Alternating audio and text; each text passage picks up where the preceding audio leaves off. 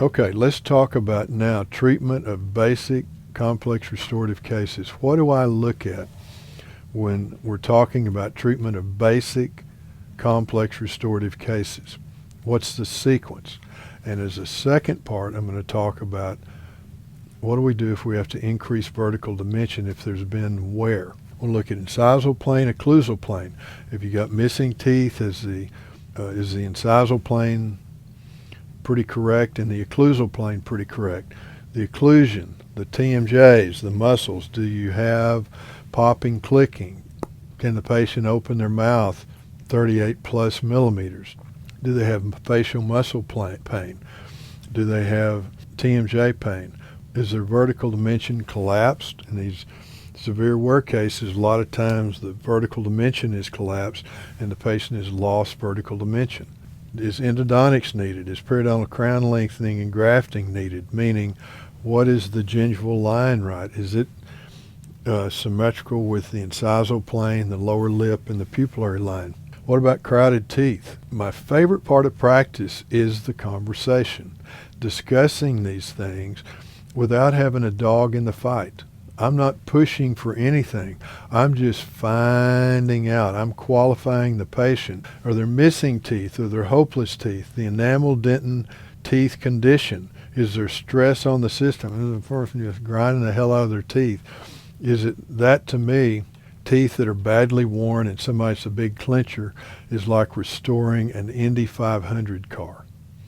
You think about those cars, they've been built perfectly by the finest mechanics, but after driving them around that track for 500 miles, those cars are beat to hell. You know, they've just torn everything up because there's so much stress on the system. You've got to factor this in and talk to the patient about it and write it down.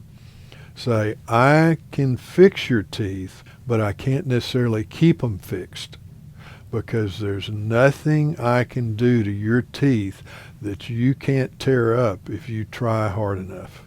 So this cost and time, you know, and you think, what if the teeth are just worn out and missing? And if you take them out, what are you going to put in if it's a severe wear case? Severe wear cases are the toughest. How many times, Sharon, have I given a seminar and somebody always comes walking up to the front with two models? They're never mounted on an articulator, just two models. And they say, real quick, can you tell me how to do this? And I know what I'm going to see before I even look at it. It's always teeth that are badly worn down. And I'll say, just drop the weapon and walk away. Don't even go there unless you are an expert at restoration. You understand occlusion. You understand restorations. Incisal plane, occlusal plane, what's that like? This is what I'm analyzing when I'm analyzing a case that we're going to restore the natural teeth. We're not removing the teeth. The patient wants to restore their natural teeth. What's the incisal plane like? What's the occlusal plane like? Are there super erupted teeth? What's the occlusion and the TMJ muscles like? Do you want to get CE credit while you're watching Dr. Cutbirth's training videos? I know the answer is yes. So click the link in the description below at dentistrymasterclasses.com. It only costs $20 per month.